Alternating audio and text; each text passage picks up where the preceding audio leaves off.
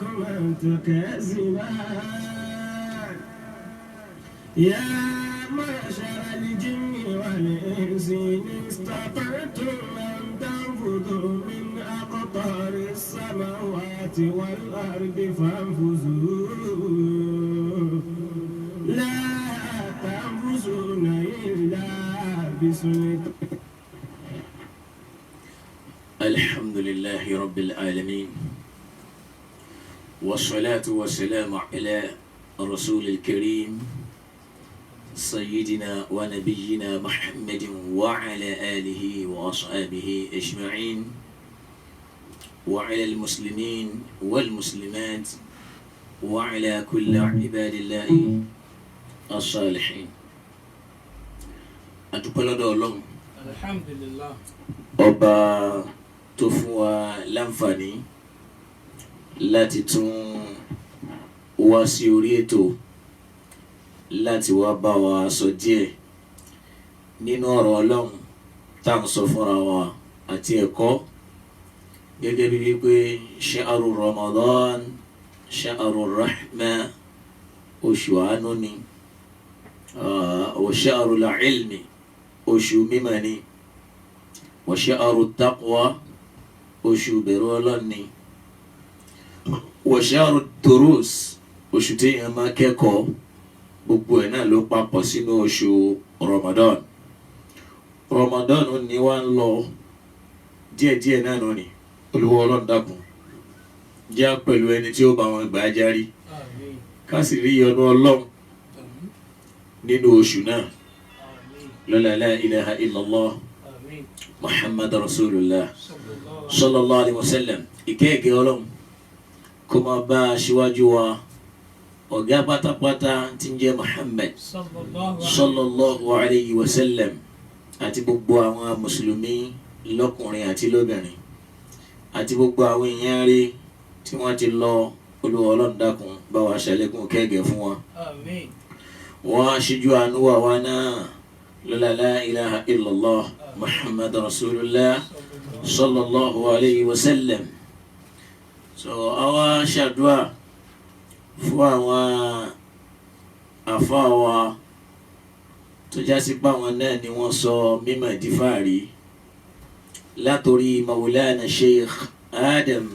al-Abqari al-Afriki al-Alami rahmatullahi ta'ala alayhi. ọlọ́mọba wa kẹ́ bàbá náà. bàbá wa Fadilatu Sheikh Kamaluddin al-Adabi ọlọ́mọba wa kẹ́ wọn. bàbá wa Yusufu al-Abhaji Olúwa Ọlọ́run dákun bá wa kẹ́ wọn. kárí gbogbo àwọn àfáà nílẹ̀ Yorùbá Ọlọ́run dákun bá wa ṣàlékún kẹ́gẹ́ fún wa. gbogbo àwọn àhímà tí wọ́n ti kọjá lọ Ọlọ́run bá wa kẹ́ wọn.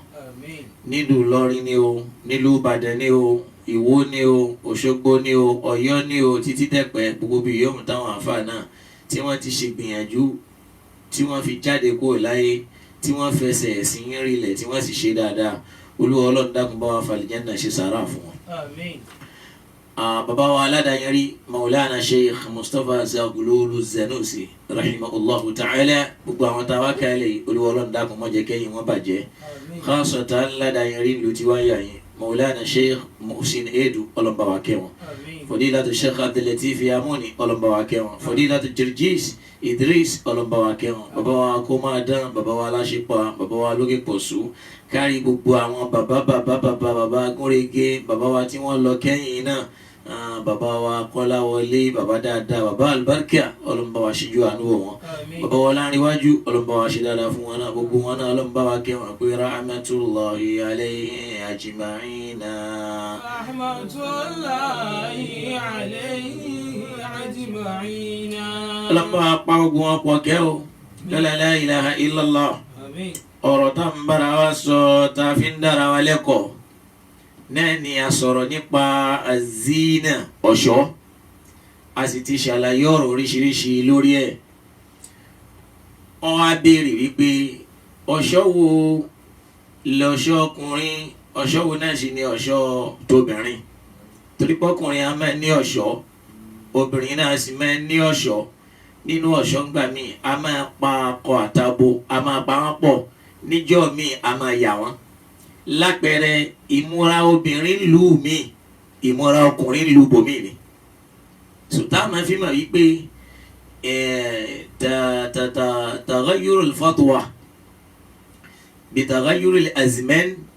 wal imkan ìdájọ́ ẹ̀sìn a máa yí padà gẹ́gẹ́ bí àdúgbò kan bá ti rí tàbí gbígbà bá ti rí ìdájọ́ ẹ̀sìn nílùú kan ó lè má lọ bẹ́ẹ̀ ní nílùú míì gẹ́gẹ́ bí ẹ̀kọ́ ẹ̀sìn torí pé tó jẹ́ àṣà nílùú míì ó lè má jẹ́ àṣà yìí àṣà obìnrin nílùú tiwa ni nílùú míì ó lè jẹ́ àṣà ọkùnrin kó má jẹ́ àṣà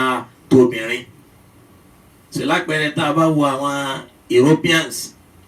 àwọn ìmúra kan ń bẹ lọ́dọ̀ àwa ìmúra obìnrin la pè àmọ́ lọ́dọ̀ tiwọn ìmúra ọkùnrin ni tí ó máa jẹ́ ọ̀ṣọ́ lọ́dọ̀ wọn so kíní yẹn náà ó máa rìn lọ bí àsìkò bí ìlú ní bá ti ń yí àti gbígbà yẹn náà bá ti ń yí ṣùgbọ́n lọ kó ṣàánú fún wa. ẹ rí i pé wọ́n wá ń jẹ́ kó yé wa wípé azinatu matluba lirrijali wan nisa ọ̀ṣọ́ tá a fẹ́ lọ́dọ̀ akọ àtèyí tá a fẹ́ lọ́dọ̀ abo ìyẹn ni pé fi ṣàríà nínú ẹ̀sìn wa tá à ń sìn lọ́wọ́ yìí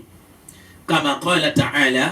gẹ́gẹ́ bó yẹ jásí pé ọlọ́run sọ fún wa tí ó bò fún wa nínú suratul A'raf tá a ti kà náà tẹ́lẹ̀tẹ́lẹ̀ nínú Quran 7:31 tọ́lọ́wọ́n bá ń sọ fún wa ń bẹ̀ pé a'udhu billahi minash shaitanir rajim rabbi shrah li sadri wa yassir li amri wahlul 'uqdatan min lisani yafqahu qawli ọlọ́ni khudhu zinatakum inda kulli masjidin وكلوا واشربوا ولا تسرفوا إنه لا يحب المسرفين زينتكم عند كل مسجد وكلوا واشربوا ولا تسرفوا إنه لا يحب المسرفين ọlọ́ni khudhu zinatakum inda kulli masjidin ẹ mú ọ̀ṣọ́ yín kó pé ẹ wọ aṣọ ẹ lo ọ̀ṣọ́ gbogbo tí ń bá ń jẹ́ ọ̀ṣọ́ láyé ló tọ́ sí yín láti lò inda kulli masjidin ní gbogbo ibi tẹ́ ẹ bá ti fẹ́ sìn lọ́hùn ní gbogbo ibi tẹ́ ẹ bá ń lọ torí pé al-masjidu náà ni al-ardu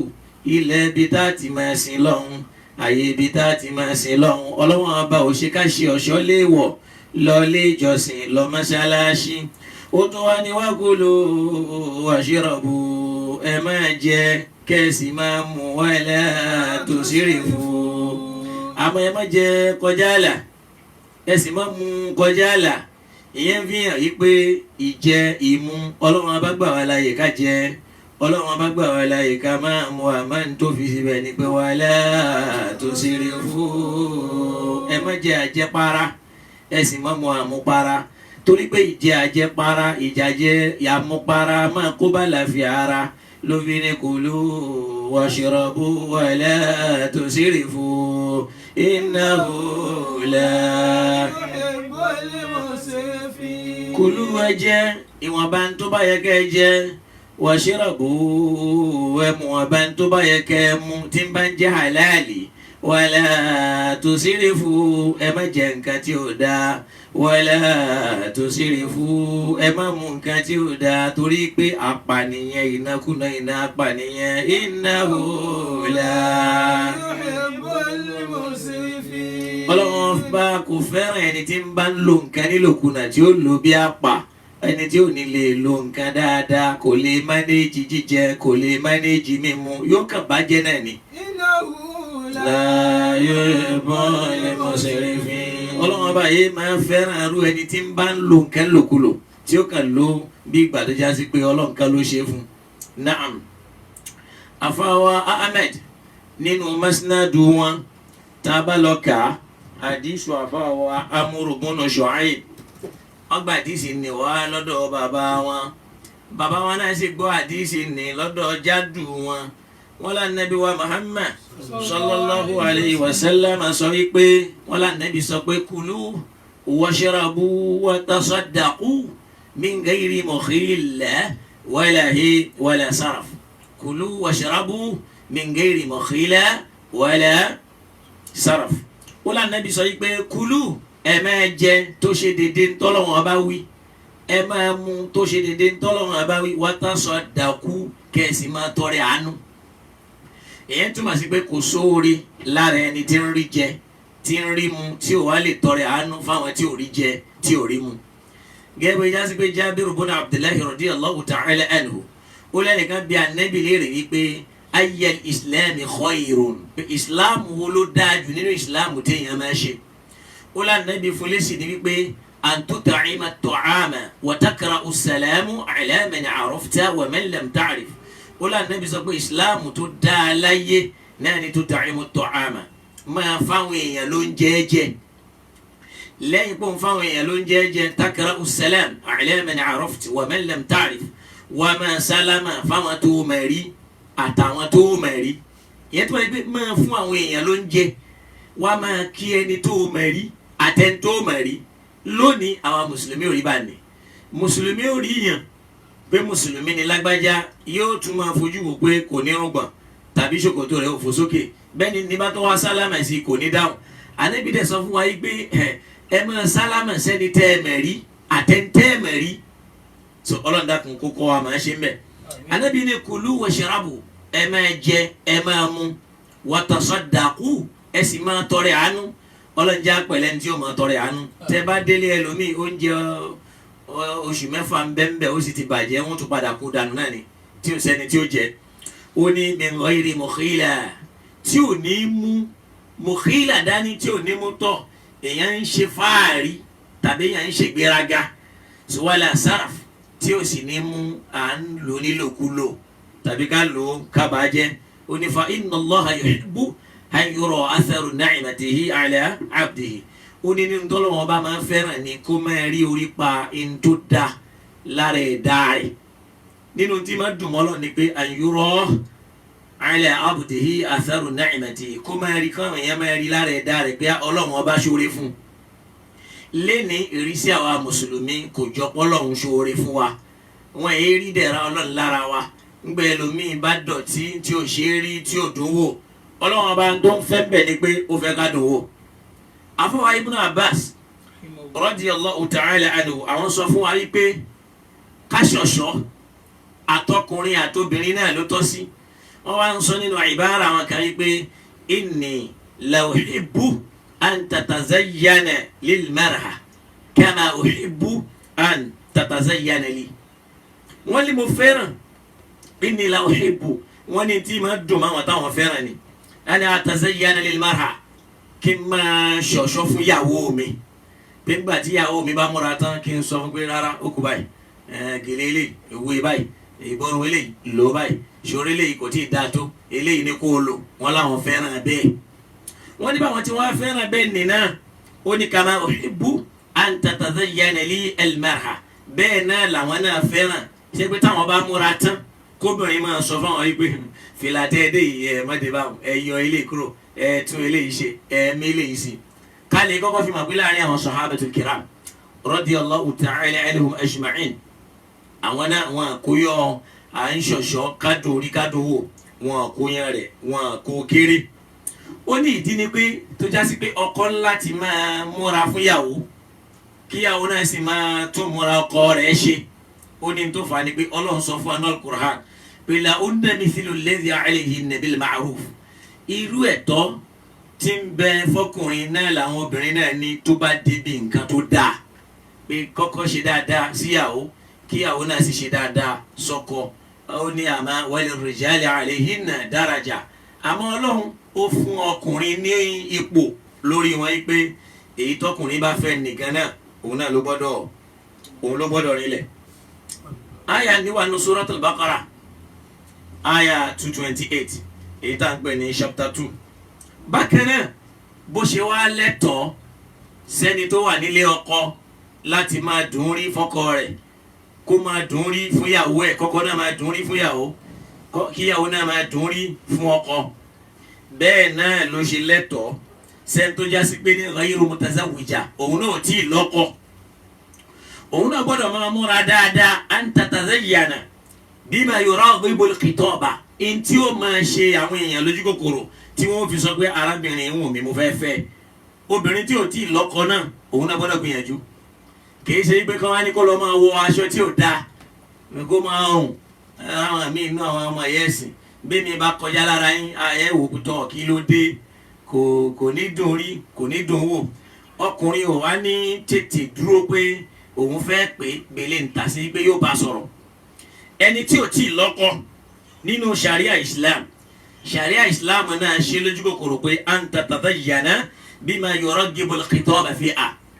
in tí ó ṣe ènìyàn lójú kòkòrò tí ó fi sọ pé arábìnrin yìí ó wù mí mo fẹ́ bá a sọ̀rọ̀. Torí pé tí manzor àti aya ìrítàrí ni wọ́n ní ìrínisí ni sọ ni lọ́jọ́. Ó lè ẹlòmíràn máa sọ yìí pé ẹ wo bóun ti dáa tó yìí ká gbọ́ pé òun ọ̀rọ̀kùnrin kankan pé òun.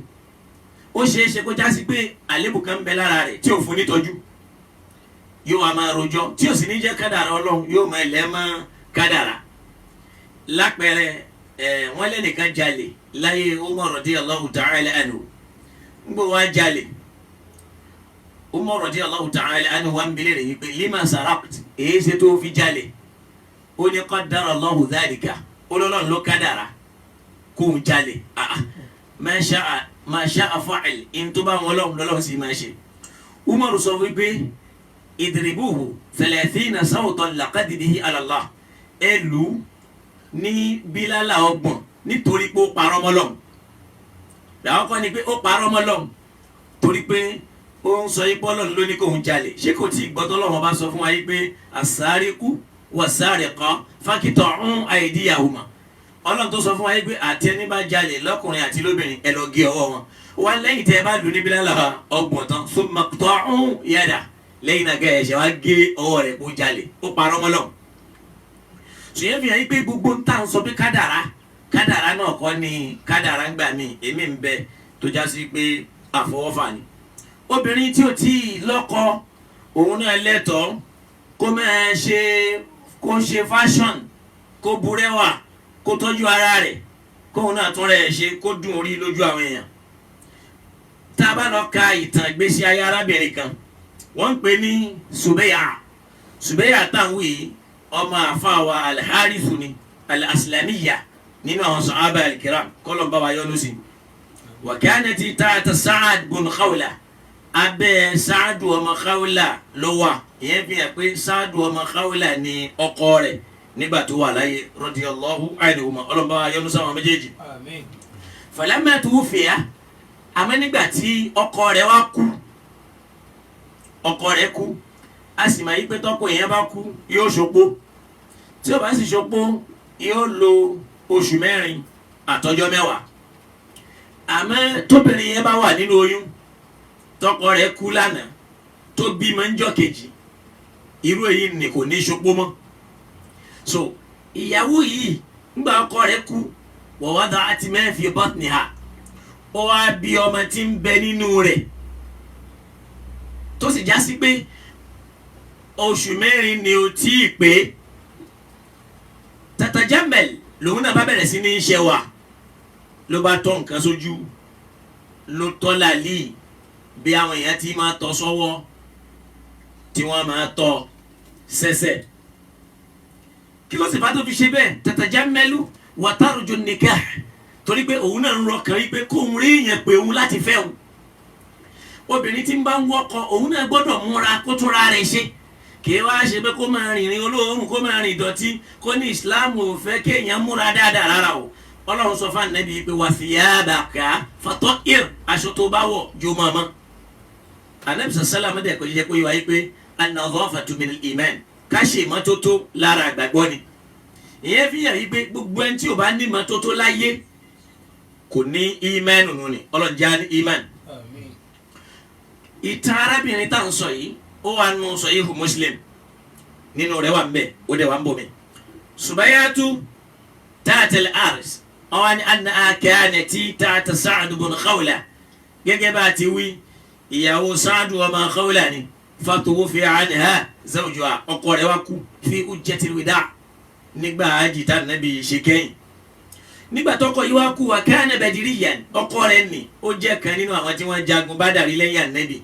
fawada'ati hamlaha qabla an yanqadi 4 ashhur ó wá bímọ ṣáájú kóṣù mẹ́rin ni àti ọjọ́ mẹ́wàá ni kó tó pé mi wafati tọkọ rẹ̀ kú falaqiyaha Abu Sanabili ibnu Bakuku ìkan bẹ́ẹ̀ náà sàhábà wọn pè ní Abu Sanabil ọmọ Bakuku lòun wá pàdé arábìnrin ní lọ́nà hina ta'allat nígbà tí ọmọbìnrin ní tó ti parí ẹ̀jẹ̀ bímọ rẹ̀ nígbà ó wá bọ́ta waqad iktahalat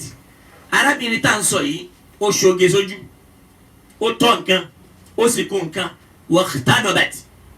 ó sì lé làálì ó tọ́ nǹkan sọ́wọ́ ó tọ́ nǹkan sẹ́sẹ̀ wata ayyahat ó túnra rẹ̀ ṣe ní títúnṣe táwọn èèyàn ó mẹ́rin tí wọ́n máa wé tọ́ obìnrin ìyá yìí faqala laha làfà tí wọ́n ń pè ní Abu Sanabil ibn Bakuku yìí ní ń bá lòun náà bá pàdé arábìnrin ní lọ́nà ní ń bá ń sọ fún yín pé irba'i ala nafsik ó tiẹ̀ fara rẹ̀ balẹ̀ rárá ó tiẹ̀ ṣe sùúrù ń jẹ́ olọ́kọ rẹ̀ sì kú àwọn náà wà hádà ó ṣàṣọrú àwọn tó jọ bẹ́ẹ̀ so la'allaki turidina nikah ṣé o ti ń sáré wọ́kọ̀ọ́nu kéèyàn lè mà pé láyé àná Muhammad sallallahu alayhi wa sallam àwọn obìnrin ìgbà náà àwọn náà máa ń ṣoge wọ́n dùn rí wọ́n dùn wò so ìyẹn ń bi léèrè pé la'allaki turidina nikah ṣe ìjà wo lọ́kọ rẹ kú o ti ń sáré wọ́kọ̀ọ́nu ni o ti fẹ́ ti ń wọ́kọ̀ innaha 4 ashhur wa 10 oṣù mẹ́rin àtọjọ́ mẹ́wàá mà ló ń pè lẹ́yìn ikú ọkọ rẹ̀ qalati lárábìnrin yẹn wá dáhùn wípé wa ataytu an-nabiyya fadhakartu lahu ma qala ó wá lóhun tó Ànábì Muhammad sallallahu alayhi wa sallam láti lọ sọ tí arákùnrin yìí sọ tí Abu Sanabil yìí wí òun wá lọ fẹjọ́ rẹ̀ sọ Ànábì Muhammad faqal èsì tá Ànábì fi ń jọ́nà ní pé qad halalti hina wada'ti ó ti lẹ́tọ̀ọ́ láti bọ́ta nígbà tọ́lọ́run ti kádàrá wípé kò bímọ akhrajahu al-imam Ahmad tabalowo ari nínú sunan àfáwà Ahmad tabaloka volume 6 page 432 wa asluhu fi sahihayn ìpìlẹ̀ hadithu yìí ó wà nínú Sahihul Bukhari àti Muslim bákan náà tabatoloka tírà kan tí wọ́n pè ní an-nazar fi ahkam an-nazar an-nazar fi ahkam an-nazar للحافظ بن القطان تجيت يا فاوى حافظ وما القطان تابلوكا فولوم 2 تابقى page 67 to 68 بكنا وني لا تدع عائشة رضي الله تعالى عنها àwọn náà yé dá wọn àṣàlá yìí má dá sọ̀rọ̀ yìí pé obìnrin gbọ́dọ̀ dùn rí ó sì gbọ́dọ̀ dùn wò ṣàpé àwọn obìnrin kan ń bẹ wọn lóòrùn tó dá lára tẹ́ pé tẹ́ bá wò abí àwọn amáfin òyìnbó gbìyànjú wọn ṣàwọn kíní kan tó ń pè ní rólọ́ọ̀mù tí a lè fi kó wọn abíyá tóorùn yóò máa já fíkánfíkán torí pé òórùn ni ò jẹ́ kọ́kọ́ mi gbádùn ìyàwó ẹ̀ tí ó máa rò pé ó kórìíra wọn. wọ́n pe kíní kan lógún fẹ́ràn nínú ṣàríà ogun fẹ́ràn tá à ń wí èyàn ò ní lò ó láyé kọ́kọ́ rẹ̀ kó má gbádùn ọkọ rẹ̀. awàlẹ́ ẹ wo ọ̀pọ̀lọpọ̀ àwa tá a jóbìnrin nínú àwọn ọmọ ìyá wa ọjọ́ patí là ń ṣoge ọkọ tó jáde lọ́ta tí wọ́n ń bọ̀ nílé tó wá bá àwọn ọmọ ó ti rí àwọn obìnrin oríṣiríṣi tó dáa lọ́nà tí wọ́n yáyì tí wọ́n dùn rí ó wá délé ó wá báyàwó rẹ̀ òun lọ aṣọ kan tí ò ṣe rí ó lọ mẹ́yà àwọn ọmọ náà sì ti fi yẹ̀pẹ̀ ṣeré sára àwọn kọ́ làákàyè ọkùnrin ni ó kọ́kọ́ skátà pé ṣé ìyàwó rẹ̀ ìyẹn pẹ̀lú mùsíbà tó fi já sí pé ọkọ mi èé fẹ́ràn ìyàwó rẹ̀ dáadáa tẹ́ bá tún wá wo àwọn obìnrin wa wọn á mú góòlù àti sílífà wọn kó sínú cotton wool wọ́n tún wá lọ pépà mọ́ wọ́n yẹ̀ṣẹ̀ tún wá kó sínú kéèsì kan wọ́n tún wá lọ gbé sínú wọ́dúrópù ìjọ tipátí bá dé ni wọ́n mọ̀ lò wàláhì àwọn kan ń ṣoge oge rẹ ojoojúmọ́ fọ́kọ rẹ ni kìí ṣe pọ́jọ́ pátí ọjọ́ pátí ni ọkọ mẹ́rin rí pé ìyàwó òun dùn rí ó dùn wò nílẹ̀ òfò ìjà ni yọtọ̀ wá ọgbà ìyá kínní kọ́ yìí so gbogbo yẹn náà làwọn obìnrin náà la gbọ́dọ̀ ṣe àtúnṣe lé lórí Aisha radiyallahu ta'ala anha àwọn náà tó wá sọ fún wa pé anna mar'atan atati nabiyya sallallahu alayhi wa sallam wọn lárábìnrin kan wọ́n ló wá bá àná Muhammad sallallahu alayhi wa sallam tubayahu ó fẹ́ wá ṣe bẹ́ẹ̀ àpẹ̀lá nẹ́bí walam takun muqtadaba amẹ́ni ni ò jẹ́ makeup gbogbo ntọ́bìnrin máa ń tọ́ sójú kéèyàn lé tìró kó tọ́ làálì kó tọ́ nǹkan sọ́wọ́ kó tọ́ nǹkan sẹ́sẹ̀ ó wá dọ́dọ̀ ànábì falam yubayiha ànábì ò jẹ́ ṣe báyà fún ànábì ò gbá wọlé ataqtadabat àyàfìgbà tó padà lọ tó ṣẹ̀ṣẹ̀ lọ tọwọ́ tó náà kún nǹkan sọ́wọ́ tó kún nǹkan sẹ́sẹ̀ dáhà mọ̀ pé obìnrin ni wọ́n ṣọkùnrin lọ́la ànábì ṣẹ̀ṣẹ̀ gbá wọlé àdìsù yìí ń bẹ́ẹ̀ nu Sunan àfàwà Abi Dawud tabalọ́ka volume 2 page 190 bákan náà tabalọ́ka Sunan àfàwà Al-Bayhaqi tabalọ́ka volume 7 page 86 bákan náà tabalọ́ka tírà àfàwà At-Tabarani nínú Awsat wọn àárí nínú volume 1 page 209 so bákan náà tabalọ́ wo nọ́mbà àdìsì yẹn yóò jẹ́ àdìs 3918 bẹ́ẹ̀ náà la rí àwọn shawahid àwọn ẹ̀rí míì lóríṣiríṣi tó pọ̀ tó ní í ṣe pẹ̀lú àdìsí tábà tí wọ́n lọ ka tírà kan tá à ń pè ní athamaru al-mustatab fi fiqh as-sunnah wal-kitab tírà ní athamaru al-mustatab fi fiqh as-sunnah wal-kitab tábà lọ ka so ààyè níbẹ̀ náà sọlọ́n wa ń sọ fún wa ní al-Qur'an pé kul man harrama zinatallahi allati أخرج لعباده قل هي للذين آمنوا في الحياة الدنيا خالصة يوم القيامة كذلك نفصل الآيات لقوم يعلمون قل من حرم زينة الله التي أخرج لعباده والطيبات من الرزق قل هي للذين آمنوا في الحياة الدنيا خالصة يوم القيامة كذلك نفصل الآيات لقوم يعلمون. ọ̀rọ̀ ní kul ìrà nẹ́bí sọ fáwọn èèyàn wípé man harrama zinata Allahi ìtàlẹ́ni tó ṣe léèwọ̀ torí pàdé sì tá a máa ń gbọ́ ni pé uhillati li inathiha wọ́n ṣe lẹ́tọ̀ọ́ fáwọn obìnrin ọmọlẹ́yìn mi wa hurrimati lidhukuriha àmọ́ hurrimati wọ́n ṣe léèwọ̀ fáwọn tí wọ́n wá já sí pé obìnrin ni wọ́n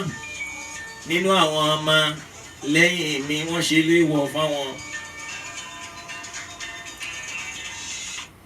wọ́n ṣe léèwọ̀ fún àwọn ìyẹn fi hàn yí pé áyà yìí kò gba ọ̀rọ̀ yẹn wọlé ọlọ́run wá ń béèrè wípé tẹ́ ẹ bá lánàá bísí sálàmù sọ wípé wọ́n ṣe léèwọ̀ fáwọn ọkùnrin káṣọ̀ṣọ́ wọ́n sì ṣe lẹ́tọ̀ọ́ fóbìnrin tálùkùránì wá ní ìrẹ́ ànẹ́bí sọ fún wọn wípé kúl. man harrama zinata Allah. ìtàlẹ́ni náà tó ṣe léèwọ̀ zinata Allahi ọ̀ṣọ́ ọlọ́run allati akhraja li'ibadihi èyí tọ́lọ́run àbá tó mú jáde nínú lẹ́lẹ̀ fáwọn ẹ̀dá rẹ̀ wọn àwa rèsì mú wá ọlọ́run tó wá fúnra ẹ̀ fèsì pé kúl fún wọn lésì wípé. hiya lilladhina amanu fil hayati dunya. ọlọ́run ní hiya lilladhina amanu àwọn tí wọ́n gbà mí gbọ́ náà ni wọ́n ní láyé khalisatan yawmal qiyamah tó wá di lọ́run àwọn nìkan ni wọ́n dá lóhùn kan wọn. kadhalika nufassilul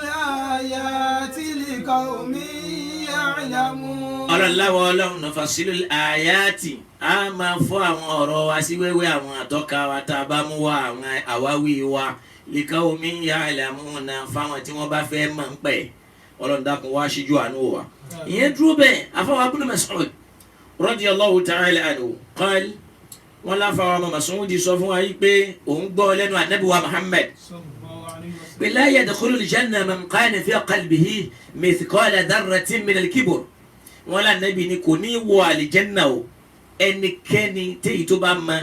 bí ìràbá yìí bí ọmọ anágún nínú ìgbéraga tó bá wà nù ọkàn rẹ̀ qala rajulun la yadkhulul janna man kana fi qalbihi mithqala dharra minal kibr gbogbo ẹnikẹ́ni tí n tó bá kéré tíntín báyìí nínú ìgbéraga bá ń bẹ nù ọkàn rẹ̀ anábì ní kò ní ṣe kíni kò ní wọ àlìjẹ́nà ẹnìkan wá ní ya Rasulallah inna ar-rajula yuhibbu an yakuna thawbahu hasana wa na'lahu hasanatan ká máa ṣe ẹwà ká máa fi ẹwà kún ẹwà ọlọ́run àbá ń fẹ́ ká máa dùn rí ká dùn wò lànà bí fi sọ fún wa pé inna Allaha yuhibbu an yura atharu ni'matihi ala abdihi a máa dùn mọ́ lọ́hùn káwọn èèyàn máa rí orí pa wípé mo ṣoore fún lágbájá nínú ara rẹ̀ ká máa rí lára rẹ̀ wọ́n ń ṣoore fún kó máa dùn rí kó máa dùn wò mùsùlùmí ò gbọ́dọ̀ dọ̀tí kò sì gbọ́dọ̀ máa rìnrìn dọ̀tí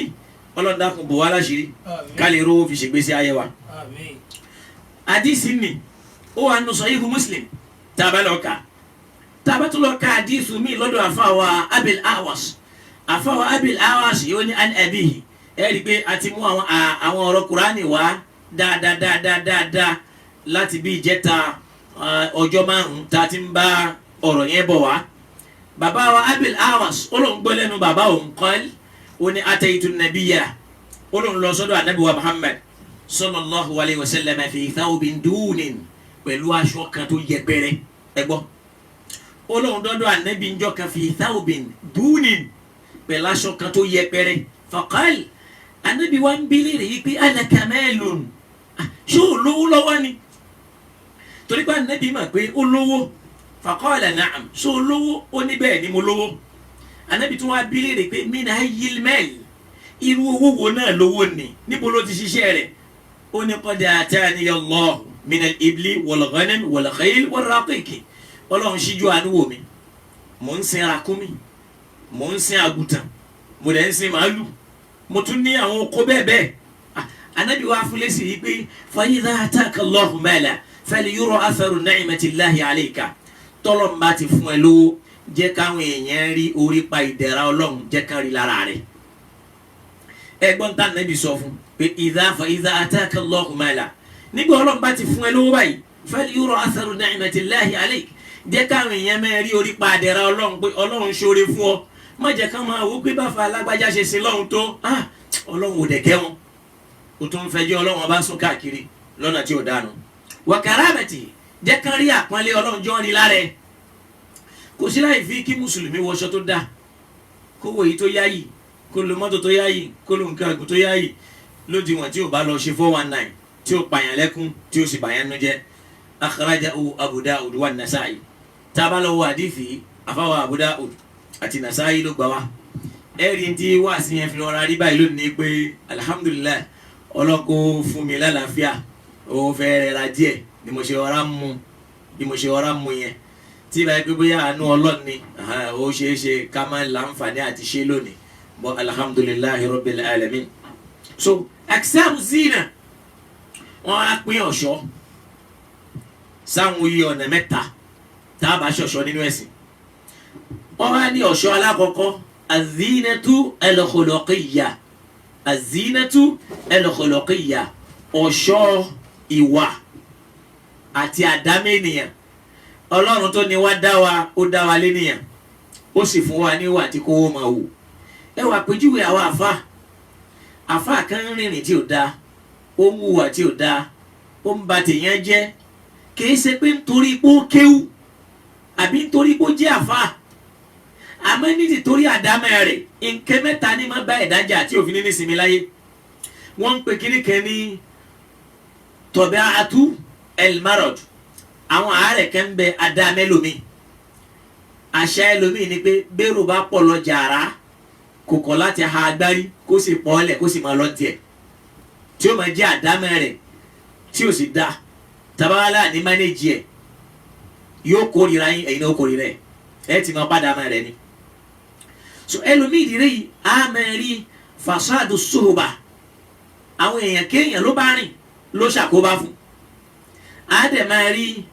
fasadu tọ̀bíà ìṣesí tí ò dáa ẹlẹ́ẹ̀kẹta yẹn ni àárẹ̀ tí máa bá kó wá fíra ẹlòmíì ó lè dákú lọ ní ìsìn gbọ́nrangandán ẹ ti mọ̀ pé àdámẹ́ rẹ̀ ni ẹ wá ní fílẹ̀ kẹ́ máa wò níran àfi ká tọ́jú ẹ̀ so wọ́n wá pín ọ̀ṣọ́ yìí wọ́n pín sí mẹ́ta wọ́n ní adina al-khuluqiyya ọ̀ṣọ́ tó ní í ṣe pẹ̀lú ìwà ọmọ ènìyàn ẹ rí i pé lè iya sifatul mahmuda ẹ rí i pé àwọn àròyìn tí máa pọ́n ọmọ ènìyàn lé ní allati amaraha al-islam tí ẹ pé islam ń pa wá láṣẹ ká nírú àwọn ìwà bá ní kan iman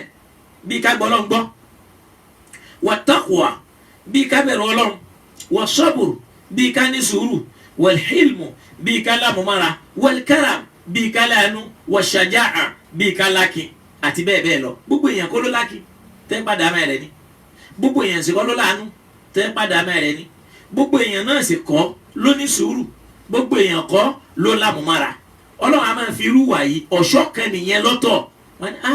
àfa alágbájá ní sùúrù. Ọlọ́run dákun gbogbo ìròyìn tó dáa Ọlọ́run dákun fi ṣẹ̀ṣọ́ fún wa tí ó máa jẹ́ ti kùlùkìyà. Mo wá gbàgbẹ́ ní sọ pé àfa tó kéwù tíwa rẹ̀ ò dáa torí kéwù rẹ̀ tó kíkọ́. Ẹ rí i pé òjò tí ó rọ̀ láti sánmà, ojú ẹyọ kẹ́ni náà ní ọ̀rọ̀ sára ìrèké, òun ní ọ̀rọ̀ sára ewúro, yóò rọ̀ sára mángò, yóò rọ̀ sára ata, yóò rọ̀ sára atare. Àmọ́ bójú ẹyọ kẹ́ni bá dára kó wá yóò yí àdámọ́ wọn padà torí pé àdámọ́ ata ni kó máa ta, yóò máa lo àdámọ́ rẹ̀ yóò máa fi ta. Òjò tó sì rọ̀ sí ìrèké tí ń dùn náà ló rọ̀ sí lára. Àdámọ́ èyí tó sì já sí pé oyin ni kó máa dùn, yóò sì máa dùn, ojú Ọlọ́run sì rọ̀ sóhun náà lára. Ewúro máa korò torí pé àdámọ́ rẹ̀ náà ni kó korò. Bẹ́ẹ̀ náà làdámọ́ tá a dámọ́ àfa kankan nígbà tó bá lọ kéwú, àdámọ́ yẹn náà ni ó máa fi lo kéwú ẹ̀, ni ó máa fi ṣìwáwù. Ó lè máa sàsáwọn èèyàn, ó tún lè máa lérí sí wọn pé òun ó bá ti yín jẹ́, òun ó júwe fún yín pàfà lòun, kì í ṣe pé torí pé ó jáfa. Wọ́n dá nídàá tí ò dáa ni, kò wá ronú kó bẹ lọ́n pọ́lọ́ ń dákun ṣàánú mi kó yọ mí kó nu tí ò dáa. Ìyẹn jẹ́ ọ̀ṣọ́ alákọ̀ọ́kọ́. Ọ̀ṣọ́ ẹlẹ́ẹ̀kejì azinatu alkharijiyya, ọ̀ṣọ́ èyí tá a mẹ́rin ń ta pẹ̀lú ọmọ ènìyàn. A rí pé irú ọ̀ṣọ́ yìí kullu ma yudraku, gbogbo náà ni ma yudraku bil basar. Ó jẹ́ pé ojú ó máa rí lára àwọn ènìyàn, ojú ó máa rí ka husnil wajhi bí kojú wa rẹwà, ká fún un ní ìtọ́jú tó pé wa jamalul bashara, ara wa yìí náà ká tọ́jú ẹ̀ dáadáa kó dùn rí kó dùn wò torí pé Ọlọ́run sọ Ànábì ní inna Allaha yuhibbu an yura atharu ni'matihi ala abdihi. Ọlọ́run fẹ́ràn kó máa rí orí pa oore rẹ̀ lára ẹ̀dá rẹ̀. So ó máa tún ara rẹ̀ ṣe wà i'tidalul qama. Ẹlòmíì ńgbà tí wọ́n bí ó lè má lè dìde, ẹsẹ̀ rẹ̀ lè wọ́, kò sí láì fi tá a bá rí ẹ̀kọ́ tí wọ́n lè fi dọ́gba ẹsẹ̀ rẹ̀ nítorí kó lè dùn rí. Ìyíwò òkú ò ní pé bí bọ́lọ̀ ń ṣe dáanu rárá. Ok, nígbà tó wá dá àyè wípé ìwọ ò rí ìran mọ́ èyí ṣe tó gbàgbó, àbí nígbà tójú ẹ̀ ò rí ìran dáadáa mọ́ èyí ṣe tó lògò tó fi ń katira. Ṣebí o fẹ́ ṣe i'tidalul qama, o fẹ́ dá ojú ní padà sópópó. Ṣe àbájáde lógórí kó lógórí ẹni ẹsẹ̀ rẹ̀ wọ́ tí wọ́n dẹ̀ mọ̀ yí pé tí wọ́n bá tún ṣe torí pé níjọ́ mi ẹsẹ̀ tó wọ́ ni láyé ó máa sá fún lára rẹ̀ ni òfin ní wù wọ́n fẹ́ ń gbà mí. Ó wá rí gbìyànjú kan tọ́lọ̀ wọn á gbé mọ̀dénú ayé pé wọ́n lè mú ẹsẹ̀ nìkan dọ́gba rẹ̀. Ṣàríà ò takò. So wasa'atul uyun, ojú tí ò ríran dáadáa ọ̀ṣọ́ náà ni la fẹ́ ṣe. Tí ì bá ṣọ̀ṣọ́ kí lábọ̀ràn lọ ṣe operation lójú, wọ́n ti ṣojú ẹlòmíì lẹ́ẹ̀mẹ́ta ẹ̀mẹ́rin torí pé a sì fẹ́ máa ríran. Nínú ẹwà àwọn àgbàlagbà jọ̀hún ọ̀pọ̀lọpọ̀ wọn bẹ lọ́hùn títí wọn padà ríran mọ́, tó sì já sí pé ìyìn tí wọ́n ń lò nígbà náà. Ọ̀ṣọ́ ẹlẹ́ẹ̀kẹta, so jamalul bishra, gbogbo àwọn ẹwà yìí a gbọ́dọ̀ fi ṣeré nù gbèsè ayé wa. So bákan náà athalitha, ọ̀ṣọ́ ẹlẹ́ẹ̀kẹta azinatu almuktasiba, òun náà lè jẹ́ pé ọwọ́ la fi kún, àwa fúnra wa la ṣe la fi kún fúnra wa, ọwọ́ ara ẹ̀ náà ló fi wá tọ́lọ́wọ́n bá tó fún wa láǹfààní káwá yìí nìna. Zinatul muktasiba yìí hiya kullu zinatin kharija anil hashmi almuzayyan, òun lẹ́ẹ̀mẹ́rin ní tààrà ọmọ ènìyàn tó bá ṣe ọ̀ṣọ́ tí ó fi wú gọ́gọ́ kẹ́líbàs bíi kó wọ́ṣọ kó kóṣẹ́ sí. Kódà ẹlòmíín fẹ́ rò pé bí èèyàn bá kóṣẹ́ sáṣọ aráàmù ni, kò yẹ kó rí bẹ́ẹ̀. Wal-ka'al bíi ká létí ro tá ń pè ní makeup, wàtíìbì bíi ká lo pẹfúmù, wal-khidab bíi ká lo làlí. Obìnrin lè lo pẹfúmù fọ́kọ rẹ̀ nínú ilé ó lè lo pẹ̀fúmù fún ọkọ rẹ̀ nulẹ̀ lábẹ́ bí tí ń wò lágbára sí kì í ṣe bá nẹ́bí ní kóbìnrin máa lo pẹ̀fúmù ẹni tó sọ ní pé ẹ má lò ó lọ mọ́ṣáláṣí tí ó fi wá kó dààmú báwọn jẹ́ mọ́ tí gbogbo yẹn wọ́n gbà ìyá Sàlámì tẹ́mi wọ́n tó wá máa fi rúyẹ́ ìgbà obìnrin yìí mọ̀ ìyá yẹ opẹ́fù ti ń jáde ní ààrẹ sádùdàrà àmọ́ nínú ilé obìnrin lè lo pẹ́ẹ̀fù fọ́kọ rẹ̀ àmọ́ tó bá fẹ́ jáde gbogbo àwọn rúlọ́ọ̀mù tí ó máa jẹ́ tí ò ní jẹ́ káwọn ọrùn tí ò da lára rẹ̀ kó bọ́ta ó lè lò tó bá sì rí pẹ́ẹ̀fù tí ò ní gbóòórùn jáde tí àwọn èèyàn máa fi ránjú máa kò sí láì fi nukó lò sùkọ́lọ̀ kó ṣíjú àánú wa. wọn á ní anwa'u dhina al-mubaha lil-mar'a lára àwọn ọ̀ṣọ́ tá a tún wá fẹ́ fóbìnrin al-libas náà ní kóbìnrin wáṣọ ẹ̀rí pakọ àtàbò náà là máa wọṣọ ọlọ́run dẹ̀ sọ ìdí tó ń fi dá aṣọ fún wa wípé anzalna aleikum libasa èmi ọlọ́run mo sọ aṣọ kalẹ̀ yìí tó fi ní mo sọ kalẹ̀ ni wípé inú lẹ́ẹ̀lẹ̀ lẹ́ẹ̀tì mú aṣọ ó dàbí ọ̀rọ̀ kan táfà kan sọ fún mi lónìí ó ní ajé pé god of iron mo wá ní tá a bá gbọ́ yé ta ni god of iron ọlọ́run ni wa anzalna lakumul hadida ta ló dá irin ń bọ́ ọlọ́run ni god of iron ọlọ́run náà ni ọba ajé olókun ta ló dé olókun sakhara lakumul bahra òun lọ́ba tó rọ òkun tó dáa fún yín gbogbo oríkì ọlọ́run ni kìí ṣe tèèyàn bí kèfèrí kan bá wá mú dání lóríkì kò ní jọ àwa lójú táwọn ní ajé olókun ògúngúlù sọ irọ́ ní jẹ́bà ní ta ló lókun ta ló lọ́sà ta ló lẹni tó fẹ́ ṣòwò ta ló lówó rẹ̀ tó ṣe torí pé Ọlọ́run sọ fún wa pé tìjára tá ńlá ń tàbúra òwò téèyàn ò ní ṣọ́ọ̀tì ẹ̀ ọlọ́run ló lajé kìí ṣèyàn àwọn yẹn kan múrò ní wọ́n ń kó jọ kí nǹkan lè máa jọra ni ìyín ò gbọdọ̀ jẹ wá lójú. alibas káwọṣọ ọkùnrin wọṣọ obìnrin wọṣọ alihuliyu káṣọṣọ sára bóyá ṣéèdì ni àbẹ́gbà ọrùn àbẹ́gbà ọwọ́ àbítẹ́ ìyẹn tí ń bá ń lọ mọ́ṣáláṣí. bákan náà Zainab ìyàwó Zainab ìyàwó Abdallah ó ní àdìsí yìí akhraja Muslim àfáwà Muslim ni wọ́n gba àdìsí yẹn wá. ẹlẹ́ẹ̀kẹrin obìnrin lè lo káàlù ní tíró tàbí ká pè ní eyebrow èyí tẹ́ ń lò lónìí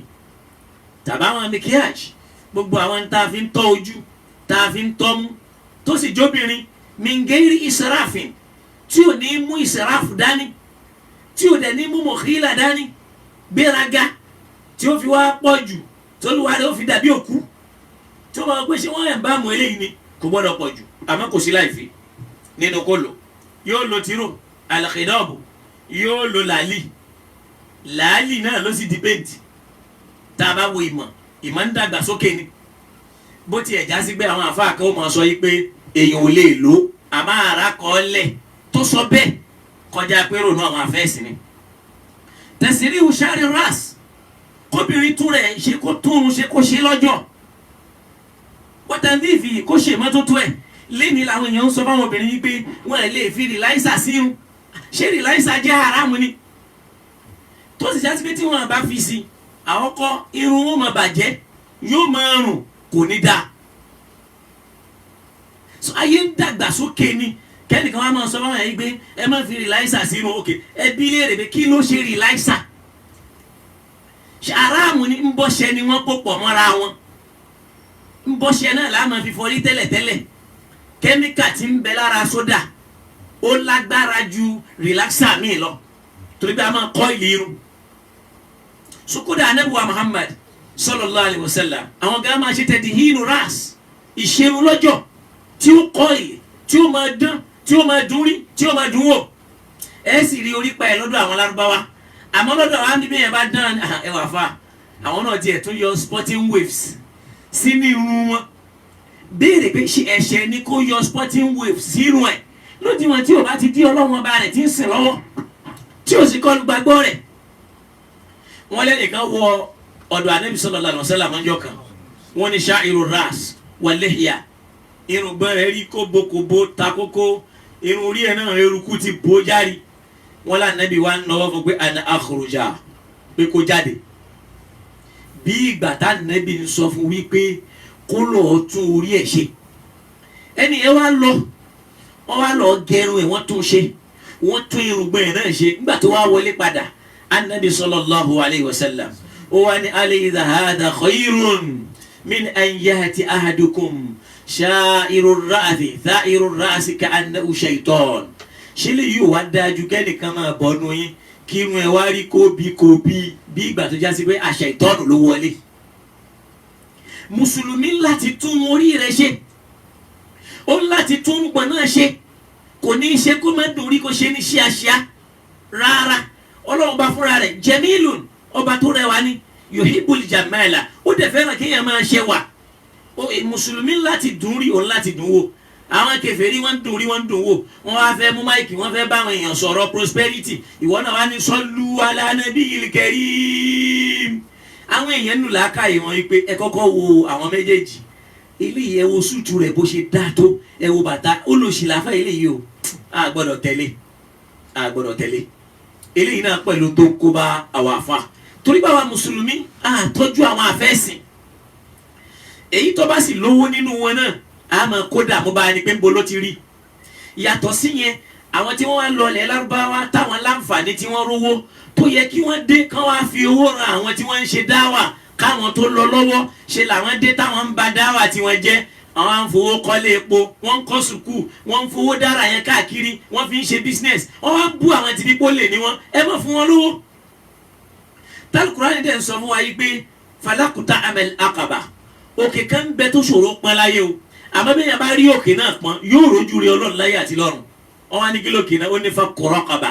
kéèyàn tú ẹrú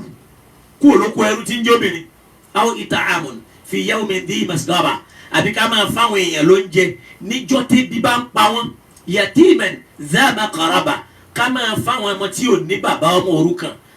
za maqraba àwọn tí wọ́n súnmọ́ wa ká máa tọ́jú wọn aw miskinan za matraba tàbá wọn ti jásí pé wọ́n ní òṣì ó dá wọn lákẹ́ wọn ní lè béèrè wọn ní lè sọ ká ṣàánú àwọn náà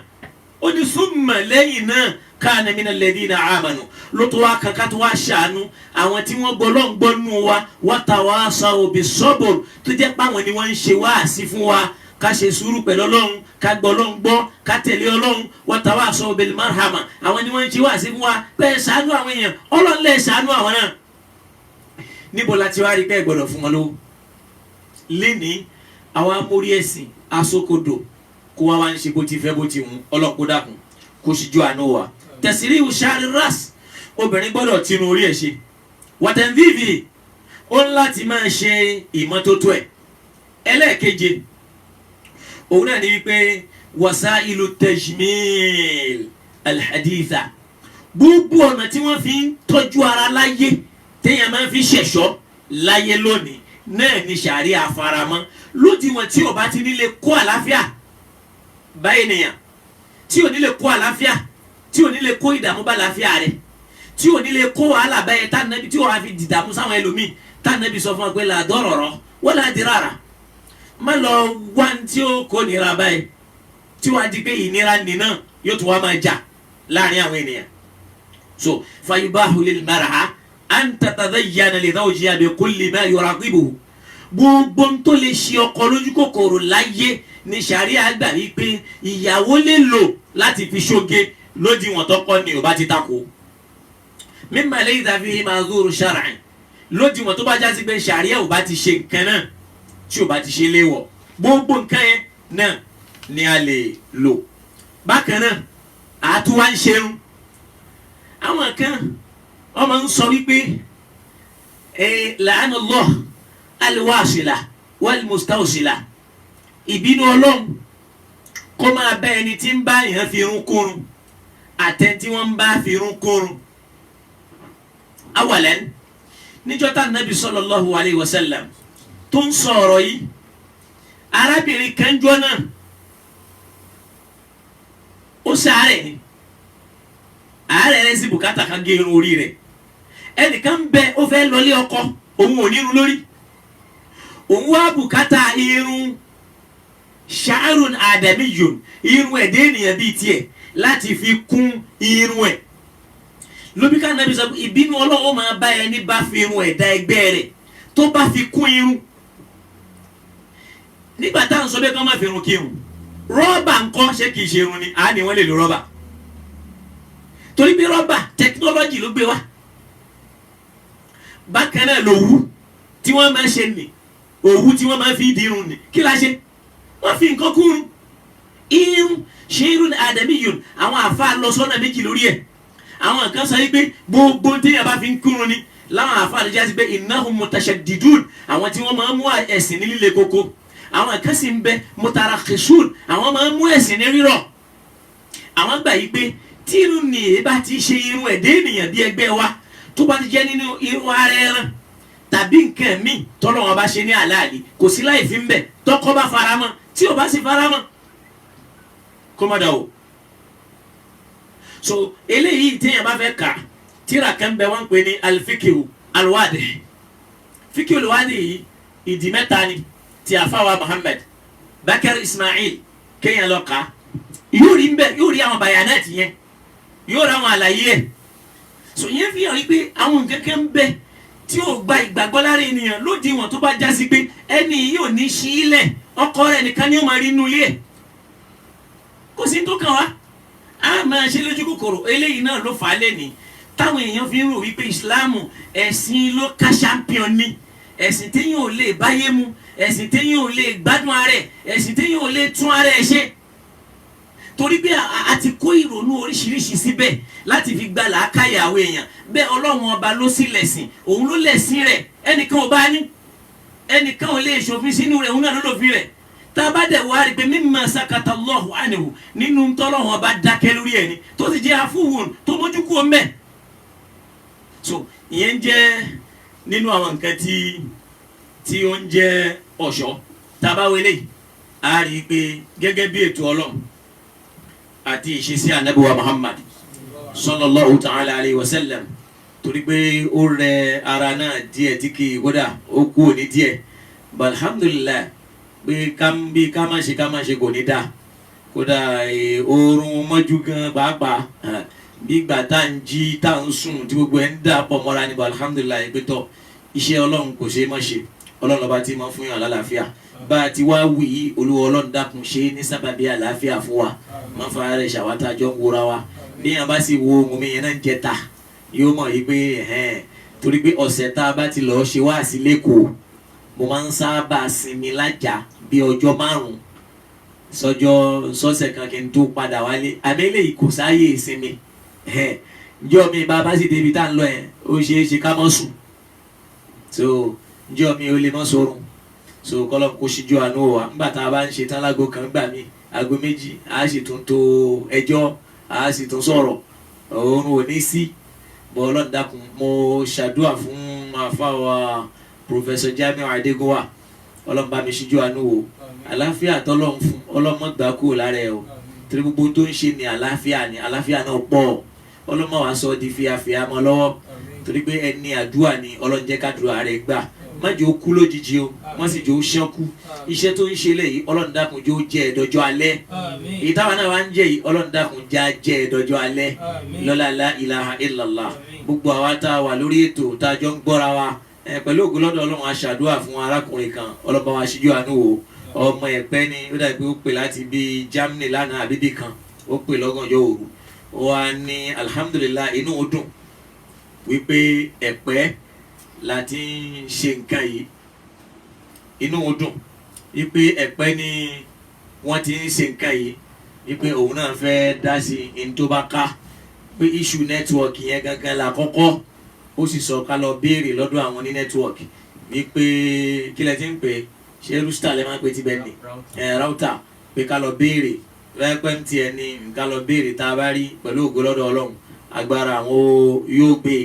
so àmọ́ mi ò láǹfààní àti béèrè torí pé ọ̀pọ̀ àwọn èèyàn náà wọ́n sí lọ́dọ̀ mi wọ́n padà dé lọ́sàn-án ni torí pé mi náà mo sùn throughout èyí ni torí pé mo lògùn so pẹ̀lú ògo lọ́dọ̀ ọlọ́run lọ́la á lọ béèrè lọ́la ẹrú ọlọ́run ọba kan náà kọ́ ló ń bá wa ṣíjú àánú wo òun náà bá wa sọ̀rọ̀ nípa AC so àmọ́ wọn àti fún wa lésì ọlọ́run bá wa ṣíjú àánú wọn kó bá wa ṣe dáadáa fún wọn gbogbo èyí tó ní kálukú wa náà bá lè rí ṣe ń bẹ̀ òun náà nìyẹn iṣẹ́ ọlọ́run kó lè máa lọ ká máa ṣe lọ irú ènì nísìnyí ẹ rí i pé ooru tó múyàn bíi gan apá ó lè tó kéèyàn síkì alhamdulilayi bọ̀ bàbá lóṣogbo ọlọ́ba mi ṣíjú àánú wò wọ́n ti ní mọ́kànjú o ṣó rójú rẹ bó ti nù ṣàmọ́nù mọ́nu ọ̀rọ̀ ń bọ̀ wá dé ṣàmọ́nù o mọ́jọ́ oṣù ẹ̀ o mọ́nu o èmi náà dẹ̀ ti ń nù so ọlọ́run dákun bá máa ṣíjú àánú wò bàbá náà gbogbo tó bá kù díẹ̀ lórí ètò yìí ni wọ́n máa ń pàkíyèsí wá sí fìyà ọlọ́run ní jẹ́ ó bàjẹ́ ètò jẹ́ ti àbú àjí má jẹ́ ó bàjẹ́ lọ́lá la ilaha illallah àwa náà ọlọ́run ṣíjú àánú wò wá àlàáfíà tó pọ̀ ọlọ́run ṣe fún wa wá sí ẹjẹ́ á mánéjì ẹ̀ bá ti ṣe lé ní tí ó bá dọ̀ọ̀sẹ̀ ọ̀túnla àlàáfíà yóò ti jókòó dáadáa torí pé ọlọ́run ọba rí ó rẹ̀ ní gan alhamdulilayi ní etí ẹ̀ wá mọ̀ pé mo tiẹ̀ tún lè ṣe bọ́lọ́n tó wá ní mo rí ṣe mo dúpẹ́ lọ́dọ̀ ọlọ́run ẹ bá wa mánéjì ẹ̀ náà bá a ṣe ṣe ọlọ́run bá wa ṣíjú àánú wò yín lọ́lá la ilaha illallah muhammadu rasulullah sallallahu alayhi wa sallam ní báyìí nísìnyí subhanallah wa bihamdihi subhanallah subhanallah wa bihamdihi subhanallah subhanallah wa bihamdihi. kí n tọrọ nǹkan lọ́dọ̀ àwọn èèyàn kò tiẹ̀ rọ̀ mí lọ́rùn kì í rọ̀ mí lára àmọ́ wọ́n ti ń sọ pé o gbọ́dọ̀ máa ṣe bẹ́ẹ̀ kó dáa ó béèrè nítorí ìtọ́lọ́run ni àti wá ń béèrè nítorí ìtọ́lọ́run ẹ dákun ẹ jẹ́ káwa náà ṣe fọlọ́run ọlọ́run a mọ̀ pé aláàánú ni gbogbo yín kò sẹ́ni tí ì ṣe COVID-19 yìí náà tó dá sí wa lára pọ̀ ó dá wàhálà tó pọ̀ sí wa lára ẹlòmíì ó ní ṣíṣe ni kínní náà ló káwọ́ ẹ̀ mọ́lẹ̀ ọlọ́run tètè bá wa káwọ́ ẹ̀ kó wá ṣíjú àánú wò wá kó ṣílẹ̀kùn ayọ̀ fún wa o kó ṣe dáadáa fún wa o má jẹ́ àrídàmú láyé má jẹ́ àrídàmú kìámà la ilaha illallah wala hawla wala quwwata fúngbà díẹ̀ àwa tá a bá ní ìbéèrè àwọn nọ́mbà tá a máa pè sí kádẹ̀ dákun ẹ jẹ́ ká máa lo ìṣẹ́jú díẹ̀ nítorí àwọn ẹlòmíì táwọn náà máa pè káwọn náà lè ráyè pè wọlé so n ta bá fẹ́ sọ ká ṣe ní ṣókí so kọ́lọ̀ kó ṣíjú àánú wò wá nọ́mbà tá a máa pè sí òun náà ní +234 90 999 41234 bákan náà +234 80 777 yóò dáa fún wa la ilaha illallah so à ń fàsìkò yìí dúró de àwa oníbèérè tá a bá sì níbèérè ká ṣàdúà ká máa lọ a sì ṣàdúà fáwọn tá a máa ń sábà wà lórí ètò gbogbo gbà látòrí àfáwà ọláàrẹ àwọn jagaban Facebook nù ni ọlọ́run ò ní jẹ́ ó bàjẹ́ la ilaha illallah bákan náà àṣàdúà fún àfáwà Yomaiti so ọlọ́dàkùn bá wa ṣíjú àánú o ó bá wa gbọ́rọ̀ tiẹ̀ náà sẹ́sọ̀ bákan náà gbogbo àwọn tájọ́ ń wà lórí ètò Bible scholar wọ́n wà ń bẹ̀ wọ́n sí ń bẹ̀ ọlọ́run bá wa ṣíjú àánú wò wọ́n bákan náà bàbá wa Adágẹ́jẹ́ Síkírù Ìṣọ̀lá bá wa ṣíjú àánú wò yín Wàsíù Àlàbí Náfà àjọ wà lórí ètò ní ọlọ́run níjẹ́ ó bàjẹ́ fún yín ọláyà títí láyọ̀ àyọ̀ká ọlọ́run bá wa gbàdúrà yín kó bá wa gbọ́rọ̀ yín sẹ́sọ̀ àkànní ọlọ́run wà ọlọ́run níjẹ́ ó bàjẹ́ la ilaha illallah Alima Thani ọlọ́run bá wa ṣíjú àánú wò ẹ́ o kó bá wa gbọ́rọ̀ tiẹ̀ náà sẹ́sọ̀ o Mubarak Alilu ọlọ́run bá wa gbàdúrà yín kó sì bá wa gbọ́rọ̀ yín sẹ́sọ̀ la ilaha illallah gbogbo àwọn tí wọ́n wà ní orí ètò sọ́tọ́ bá jásí pé mo láǹfààní àti dá orúkọ gbogbo wa tán ni gbogbo ẹ̀ náà ni máa dá látòkèdè la àmọ́ ẹnìkan ti ìwọlé. Wa alaikum salam wa rahmatullahi wa barakatuh. Ọlọ́run ṣe àlékún àlàáfíà fún yín. Allahumma amin. Allahumma amin. Ẹlẹ́jọ́ ẹni tábà fi hàn tán bọ̀tán máa ń ní pé tábà fẹ́ wẹ gúúsù omi gbọ́dọ̀ kárí gbogbo irun wa. Ẹ máa gbọ́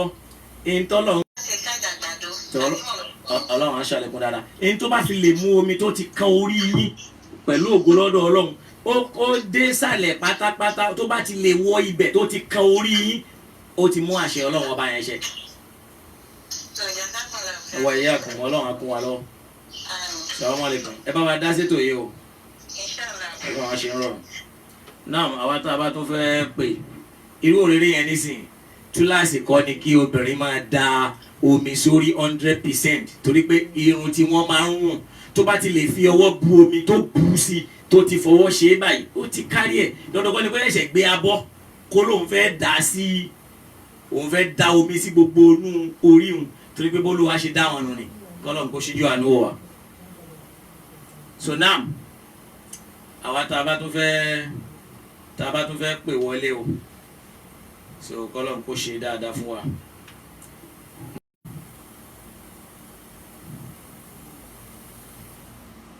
sọ̀rọ̀ tá a bá níbèrè à ń retí ìpè wa insha Allah a ti wà ní 609 so ọlọ́run láti tètè fara ètò tìlé nínú so kọ́lọ́n kó ṣíjú àánú wò wá kó sì fún wa lálàáfíà à ń retí ìpè o ọlọ́run kó ṣe dáadáa fún wa gbogbo wa tá a wà lórí ètò olúwa ọlọ́run dákun bá wa ṣíjú àánú wò wá o bá wa gbọ́rọ̀ wa sẹ́sọ o Islam ọlọ́run dákun má gbà kú ònú ọkàn wa má gbà kú lẹ́mìí wa lọ́la la ilaha illallah muhammadu rasulullah sallallahu alayhi wa sallam ọlọ́run kó ṣíjú àánú wa bákan náà Tajudeen Àwẹ̀dá àṣàdúrà fẹ́yìn náà ọlọ́run kó bá wa gbàdúrà yín oore ọ̀fẹ́ olúwa ọ̀rẹ́ mi àtàtà well done sir, God bless you too. So I really appreciate you. Ọlọ́mọba wa ṣe dáadáa fún wọn náà. Ọlọ́mọba wa ṣíjú àánú wò yín o. Àwa tá a máa ń sábà wò láti South Africa ọlọ́mọba wa ṣíjú àánú wò wá. Kódà àwọn kan ní Côte d'Ivoire mi ò mọ̀ wọ́n rí wọ́n dìídì create WhatsApp group fún wa sí mi ni. So wọ́n sì béèrè wípé àwọn fẹ́ máa béèrè ìbéèrè. So each time táwọn bá ti ní béèrè wọ́n máa send ẹ̀ sí mi. Màá dẹ̀ máa dá wọn lóhùn léyìí tí mo sì ti ń ṣe bẹ́ẹ̀. Wọ́n sì ní pẹ̀lú ògo lọ́dọ̀ Ọlọ́run tí Ramadan bá ti farati. Àwọn ń bọ̀ láti Côte d'Ivoire àwọn ń bọ̀ wá sálámà sí wa ní Ẹ̀pẹ́ so olúwa Ọlọ́run dákun bá wa ṣíjú àánú wò wọ́n gbogbo ìgbà tí wọ́n bá fẹ́ wá Ọlọ́run dákun má jẹ́ ó bàjẹ́ fún wọn. Mo wá ṣàdúrà fáwọn èèyàn mi ní UK Alájà Taofika pẹ̀lú àwọn èèyàn mi bẹ́ẹ̀ táwọn náà ti ń plan pé insha Allah ta'ala a gbọ́dọ̀ gbé yín dé UK a gbọ́dọ̀ gbé yín débẹ̀ Ọlọ́run bá wa fún yín ṣe o yóò bá yín ṣe nírọ̀rùn má wàá ṣe lábàá lásán lọ́la la ilaha illallah sọkọlọ́ bá wa ṣíjú àánú wò yín àwọn yẹn náà ti ń sọ bẹ́ẹ̀ pé a fẹ́ gbé yín wá sí London Ọlọ́run dákun bá wa jó rọrùn fún wa láti ṣe lọ́la la ilaha illallah so COVID-19 yìí Ọlọ́run bá wa káwọ́ ẹ̀kọ́ lẹ̀ o ṣíjú àánú wò àmọ́jà bá a lọ lọ́la la ilaha illallah Ọlọ́run dákun àwa náà rèé o Ọlọ́run dákun mọ́jà wá wa ti báyìí o mo ṣàdúrà fún Ustaz wa Nuruddin àwọn máa ń ṣàpélé kan ọ̀rọ̀ mi púpọ̀ gan kódà pẹ̀lú àtàdúà ni Ọlọ́run bá mi ṣíjú àánú wò wọ́n afa kan náà mo ṣàdúà fún olóhùn Asha'iru al-Muskan ó kọ́ńtàkì mi lánàá ó nígbà tó ń gbọ́ wá sí mi lórí bẹ́ẹ̀ ta tẹ́ẹ̀ṣẹ̀ wá ní èyí tó sọ yìí ó rí bẹ́ẹ̀ kò rí bẹ́ẹ̀ ẹ jẹ́ kí n kọ́kọ́ wí so Ọlọ́run dákun bá wa ṣíjú àánú wò wá o kó bá gbọ́rọ̀ wáyé sọ àfáwà Sharifuddin T-Boy Ọlọ́run bá wa ṣàdákùn dáadáa o AK Imam Ahlus-Sunnah wal Jama'ah Ọlọ́run dákun bá wa ṣíjú àánú wò àfáwà Abdulhafiz Citizen Ọlọ́run dákun má jẹ́ ó bàjẹ́ fún bákan náà ni àfáwà Qasim Honorable Ọlọ́run bá wa ṣe dáadáa fún gbogbo àwọn èèyàn wa tó ń wà lókèrè Ọlọ́run bá mi ṣíjú àánú wò àwọn tó ń pè láti Amẹ́ríkà bá wa ṣíjú àánú wò wọn bá wa gbọ́rọ̀ wọn sẹ́sọ̀ àwọn míì tí wọ́n máa ń pè lọ́gànjọ́ òru Ọlọ́run bá mi ṣíjú àánú wò yìí lénìí bẹ́ẹ̀ bá rí pé nọ́mbà mi pèpèpè lọ́sàn-án tí mi ò gbé mo lògùn ni ó sì rẹ̀ mí gan mo lògùn látàlẹ́ àná kódà ba'da al-asr ni mo tó ṣẹ̀ṣẹ̀ jí so pẹ̀lú ògo lọ́dọ̀ Ọlọ́run ẹ má bínú nítorí Ọlọ́run so ẹ̀yin tẹ́lẹ̀ ń send request fún mi lórí Facebook mi ò ní àǹfààní àti accept èèyàn mọ́ torí pé èèyàn tó wà lórí kíní mi ó ti kọjá 5 ọjọ́ sátidé kọ́ ni mo rí pé bàbá wa Lanre Rasak àwọn náà ń sponsor ìrun pípè nínú kílẹ̀ tí ń pè náà Bond FM àwọn náà ń sponsor ìrun pípé àwẹ̀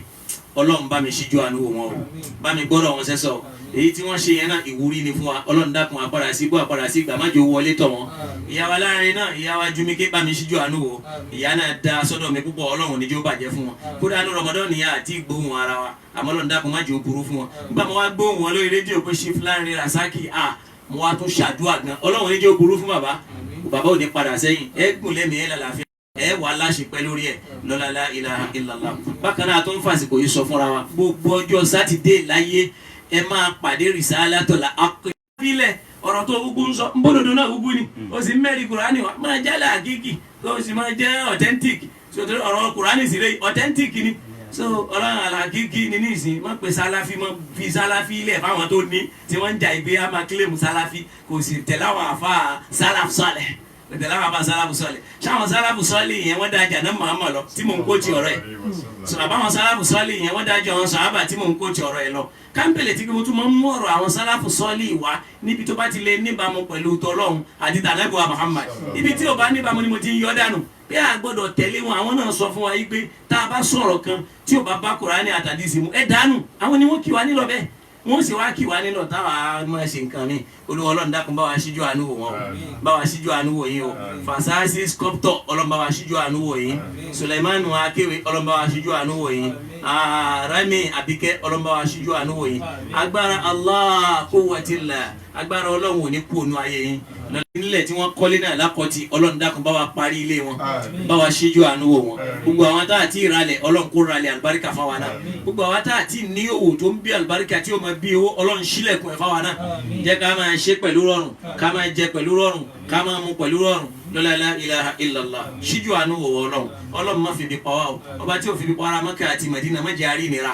àwọn ọmọ wa Ọlọ́run má fi wọn pa wá lẹ́kún Ọlọ́run má fi wọn bà wá nú jẹ́ má jẹ́ àmọ́ sàárè wọn la ilaha illallah gbogbo ẹni tó ti níṣẹ́ Ọlọ́run má jẹ́ kí iṣẹ́ náà bọ́ mọ́ lọ́wọ́ dákun wá bá wa fi àlùbáríkà síṣẹ́ náà lọ́la títóbi lọ́dọ̀ Ọlọ́run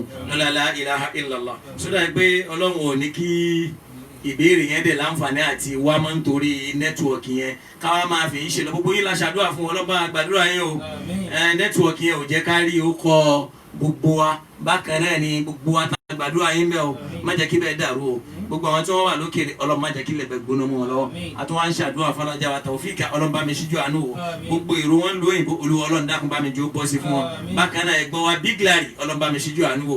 wọ́n ṣẹ̀ṣẹ̀ tú wọn lẹ́ ń Germany ni Ọlọ́run bá mi ṣíjú àánú o wọn kò bá mi ṣe dáadáa fún wọn èyí tí wọ́n fẹ́ lé má jẹ́ wọn sáré kan tó bá la ilaha illallah àwa náà ta wà ń lé Ọlọ́run dákun má jẹ́ àrí ìnira kẹ́ tó dé ẹbẹ̀ bá ti ń dé Ọlọ́run jẹ́ máa bá wa pẹ̀lú dáadáa la ilaha illallah gbogbo ẹni tó ti fowó ránṣẹ́ sílé tí wọ́n ti ba owó ẹ̀ jẹ́ tí bànújẹ́ wà lára ẹ̀ Ọlọ́run bá wa dádùn ló padà sínú ayé ẹ̀ wọ́n bá wa ṣe orí ẹ̀ láṣẹ pé kọ́lọ́run bá wa ṣíjú àánú o gbogbo àwọn tí wọ́n ń ṣe irú ẹ̀ Ọlọ́run dákun bá wa fún wọn ní sùúrù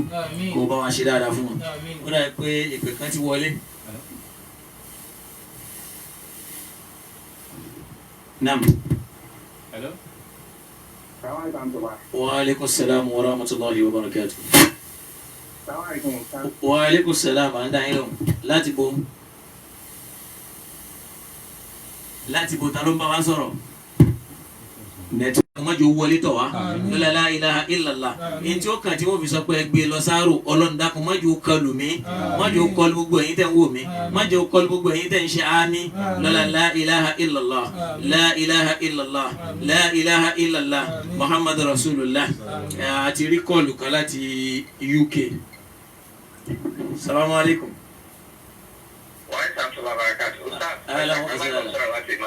Náà èmi náà ti rí bẹ́ẹ̀. Nẹ́tíwọ̀kì yẹn ó lágbára gan lé ní àárín prógámù yẹn ṣe tó. Ọlọ́run á bá wa ṣàtúnṣe sí. Ọlọ́run á bá wa ṣàtúnṣe sí. Àwọn náà dà sí àdàsí ní Inshallah. Alhamdulillah. Mo ti ṣe bọ̀, mo ti ṣe kù kí ní ẹ̀ta kàǹtì mi pẹ̀lú ọ̀nà. Àwọn náà máa dà sí every time. Inshallah. Ọlọ́run bá wa fún yín lọ́wọ́. Àmín ya Allah.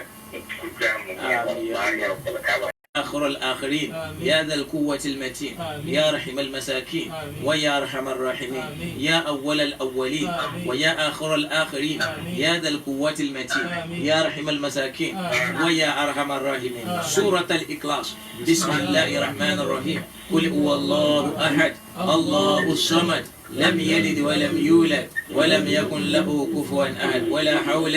ولا قوة إلا بالله. الله نجاو شباب. السلام عليكم. إن شاء الله. نعم. ṣé kọ́ lómi ìdúwà mẹ́ ṣùgbọ́n àdúrà tá a ṣe Ọlọ́run dákun bá wa tẹ́wọ́ gbà o ẹni tó tún wá ní irú request eléyìí Ọlọ́run bá wa jẹ́ ká dúrà tí wọ́n náà gbà kọ́lọ́run bá wa dá wọn lóhùn ẹlòmíì ọkọ alálùbáríkà lónìí ọkọ pọ̀ láyé àmọ́ lórí burúkú ló pọ̀ jù Ọlọ́run ò dẹ̀ ní gbé ẹ pàdé lórí burúkú nu wọn àwọn olóyè Ọlọ́run bá gbé ẹ pàdé obìnrin náà pọ̀ o asínwín ló pọ̀ jù o wá ní pàdé asínwín ìyàwó tí máa ń yọ àdá tọkọ ẹ̀ ní pàdé ọkọ yìí kó wá 100% lẹ́ẹ̀kan náà ní wàm so báwọn ṣe ń fẹ́ nìyẹn pé Einstein náà máa ń pè pé dákun ọmọ mi eléyìí o èèyàn kò mọ eléyìí o kó o fi sí o eléyìí o kó o fi sí o ọ̀rọ̀ tí yín náà ò ní dàrú láéláé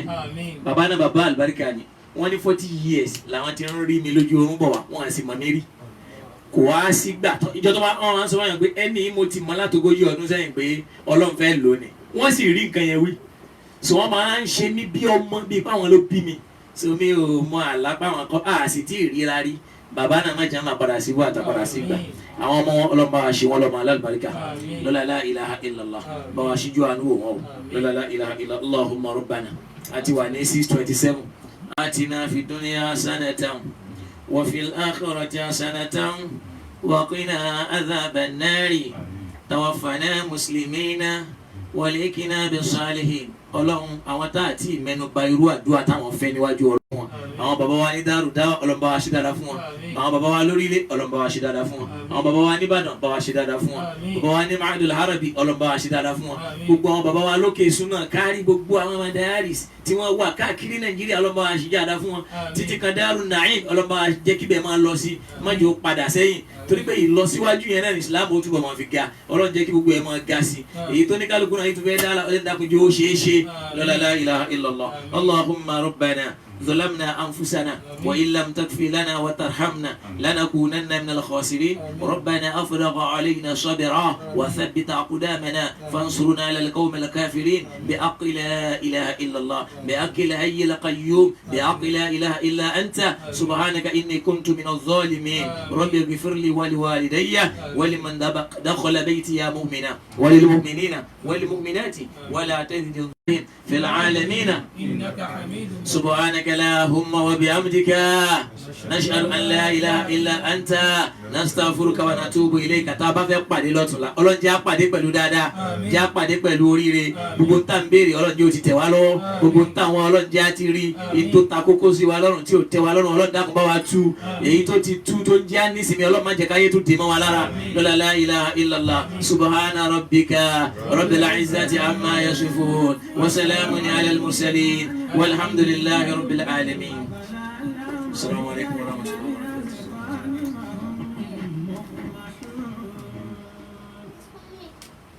وجعلنا من بين أيديهم خلفهم سدا فأغشيناهم فهم لا يبصرون وسواء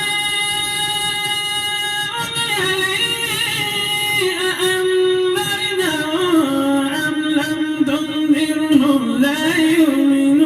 يؤمنون إنما تنذر من اتبع الذكر وخشي الرحمن بالغيب فبشره بمغفرة وأجر كريم إنا إلا تكسبون قالوا ربنا يعلم إنا إليكم لمرسلون وما علينا إلا البلاغ المبين قالوا إنا تطيرنا بكم لئن لم تنتهوا لنرجمنكم وليمسنكم منا عذاب أليم قالوا طائركم معكم أئن ذكرتم بل أنتم قوم مسرفون وجاء من أقصى المدينة وجاء من أقصى المدينة رجل يسعى قال يا قوم اتبعوا